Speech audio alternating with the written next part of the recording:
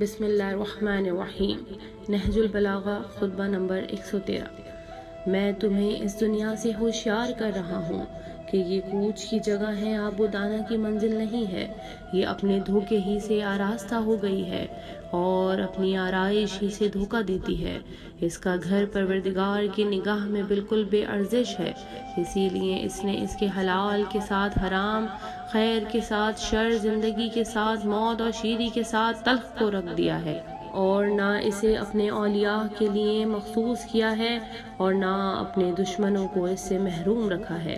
اس کا خیر بہت کم ہے اور اس کا شر ہر وقت حاضر ہے۔ اس کا جمع کیا ہوا ختم ہو جانے والا ہے اور اس کا ملک چھن جانے والا ہے اور اس کے آباد کو ایک دن خراب ہو جانا ہے۔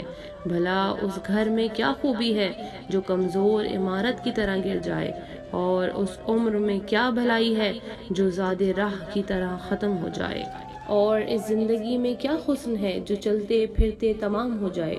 دیکھو، اپنے مطلوبہ امور میں فرائض الہیہ کو بھی شامل کر لو اور اسی سے اس کے حق کے ادا کرنے کی توفیق کا مطالبہ کرو۔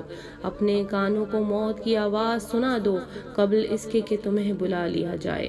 دنیا میں زاہدوں کی شان یہی ہوتی ہے کہ وہ خوش بھی ہوتے ہیں تو ان کا دل روتا رہتا ہے، اور وہ ہنستے بھی ہیں تو ان کا رنج و اندوہ شدید ہوتا ہے۔ وہ خود اپنے نفس سے بیزار رہتے ہیں، چاہے لوگ ان کے رزق سے غبطہ ہی کیوں نہ کریں۔ افسوس، تمہارے دلوں سے موت کی یاد نکل گئی ہے اور جھوٹی امیدوں نے ان پر قبضہ کر لیا ہے۔ اب دنیا کا اختیار تمہارے اوپر آخرت سے زیادہ ہے اور وہ آگ بس سے زیادہ تمہیں کھینچ رہی ہے۔ تم دین خدا کے اعتبار سے بھائی بھائی تھے، لیکن تمہیں باطن کے خباثت اور ضمیر کی خرابی نے الگ الگ کر دیا ہے کہ اب نہ کسی کا بوجھ بٹاتے ہو، نہ نصیحت کرتے ہو، نہ ایک دوسرے پر خرچ کرتے ہو اور نہ ایک دوسرے سے واقعتاً محبت کرتے ہو۔ آخر تمہیں کیا ہو گیا ہے؟ کیا معمولی سی دنیا کو پا کر خوش ہو جاتے ہو اور مکمل آخرت سے محروم ہو کر رنجیدہ نہیں ہوتے ہو؟ تھوڑی سی دنیا ہاتھ سے نکل جائے تو پریشان ہو جاتے ہو اور اس کا اثر تمہارے چہروں سے ظاہر ہو جاتا ہے، اور اس کی علیحدگی پر صبر نہیں کر پاتے ہو، جیسے وہی تمہاری منزل ہے اور جیسے اس کا سرمایہ واقعی باقی رہنے والا ہے۔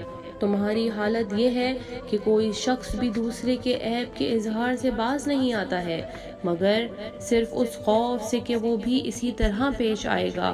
تم سب نے آخرت کو نظر انداز کرنے اور دنیا کی محبت پر اتحاد کر لیا ہے، اور ہر ایک کا دین زبان کی چٹنی بن کر رہ گیا ہے۔